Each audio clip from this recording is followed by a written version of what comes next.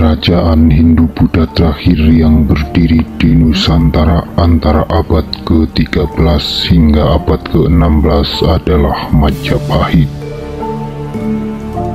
Dalam sejarahnya, Majapahit dianggap sebagai salah satu kerajaan terbesar dengan wilayah kekuasaan hampir mencakup seluruh Nusantara. Apabila ditilik dari sejarah berdirinya, dapat dikatakan bahwa kemunculan kerajaan Majapahit bisa jadi disebabkan oleh adanya Mongolia. Pertempuran antara Majapahit dan Mongolia diawali dengan berdirinya kerajaan Singasari. Sebelum Majapahit dibentuk, Singasari merupakan kerajaan terkuat yang ada di Jawa pada saat itu. Bahkan kerajaan Singasari berhasil menarik perhatian salah satu dinasti Yuan dari Cina yang waktu itu dikuasai oleh Kubilai Khan. Pada waktu itu, Kubilai Khan mengirim utusannya untuk menarik upeti kerajaan Singasari pada tahun 1289. Kubilai Khan sudah beberapa kali mengirim utusan ke Pulau Jawa, yaitu pada tahun 1280,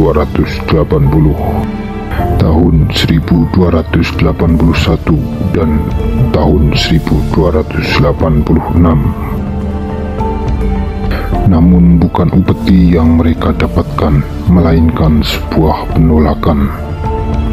Bahkan pihak kerajaan Singasari menyiksa dan memotong telinga utusan Kubilai Khan yang terakhir. Kondisi ini lantas membuat Kubilai Khan naik pitam dan mengirimkan ekspedisi besarnya ke Jawa. Tujuan pengiriman ekspedisi ini adalah untuk menghukum Raja Jawa, yaitu Kertanegara. Namun sebelum pasukan Mongol tiba di Jawa, Raja Kertanegara lebih dulu terbunuh, yang pada akhirnya membuat kerajaan Singasari runtuh pada tahun 1292. Adapun pembunuh Raja Kertanegara adalah Jayakatwang, seorang adipati Kediri yang merasa kecewa terhadap Kertanegara. Sepeninggalnya Kertanegara, tahta kerajaan Singasari mengalami kekosongan sehingga kemudian diambil alih oleh Jayakatwang.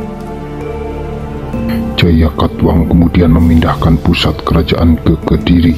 Selain itu, Jayakatwang juga mengasingkan keturunan Kertanegara, termasuk Raden Wijaya, menantu dari Kertanegara, ke Pulau Madura.